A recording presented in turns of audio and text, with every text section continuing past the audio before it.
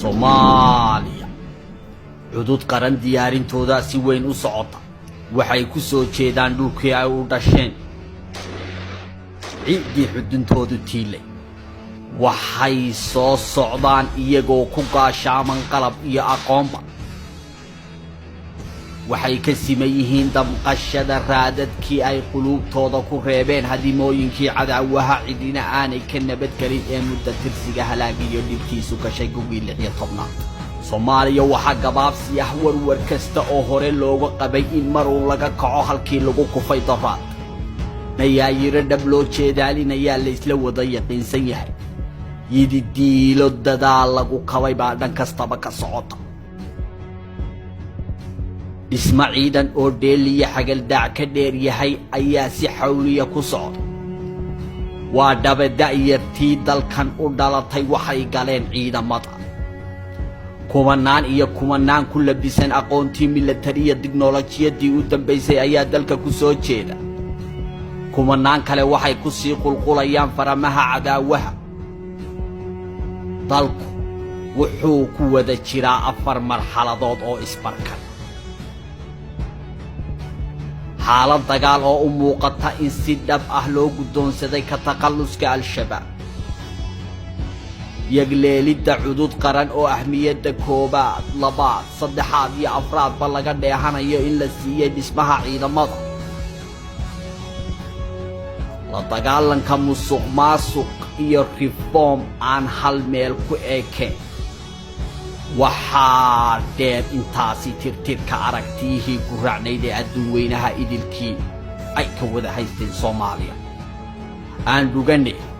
danka ciidamada si weyn ayaa shacabka Soomaaliyeed gudo iyo dibad ba isha ugu haya in ciidamo dhismayaan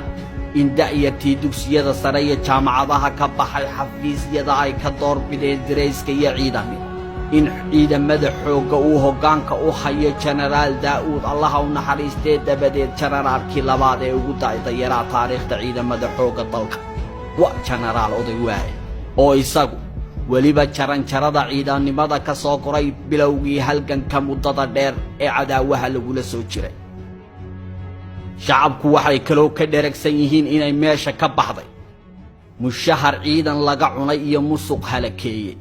oo ay taasi bedeshay ciidamo dhab u dhismaaya iyo mushaharaad ciidamada 100% loo kordhiyay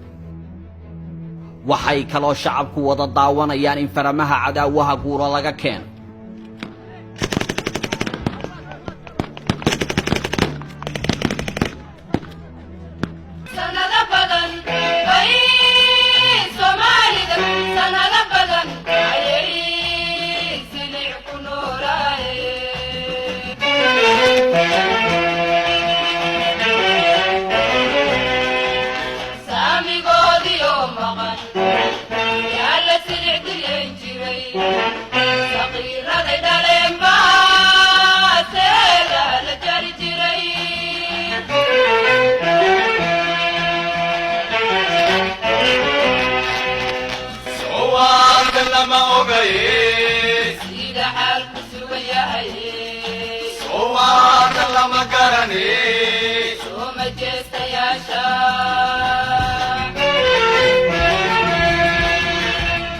iyo in su'aalaha haatan taagan ay qayb ka yihiin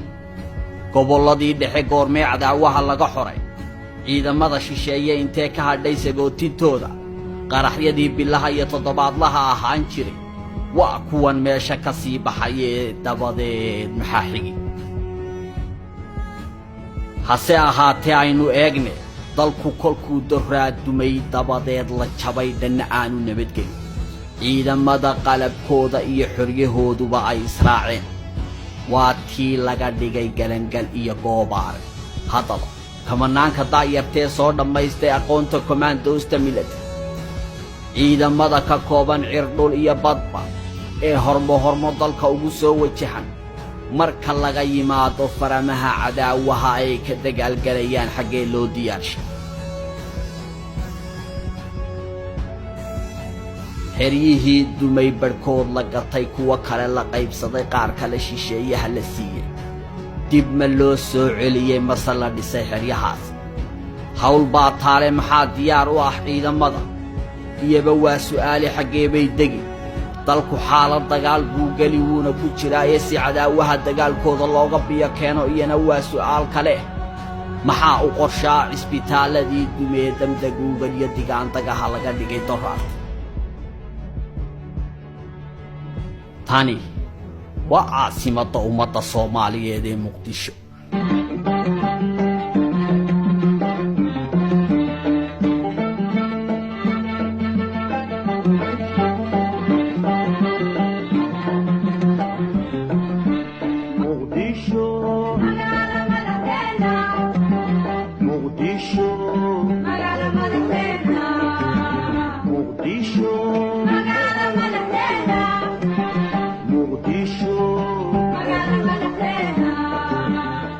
horuu socod geedi nololeed iyo dib u dhis aan baqa laga qabin inuu bariiqo ayaa ka socda ciidamada xeryihii dumay dib badankooda loo dhisayaa oo shaqaa socota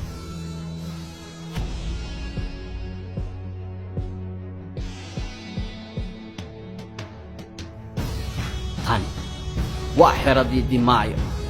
oo diyaarinteeda waxba aanay ka dhinayn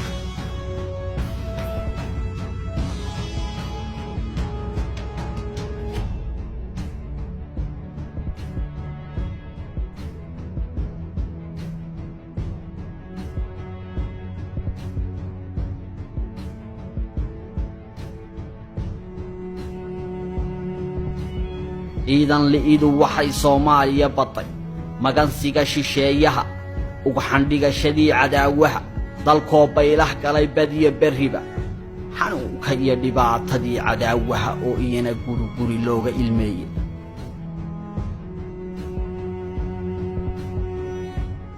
waxaynu diiradda wada jir u saari doonaa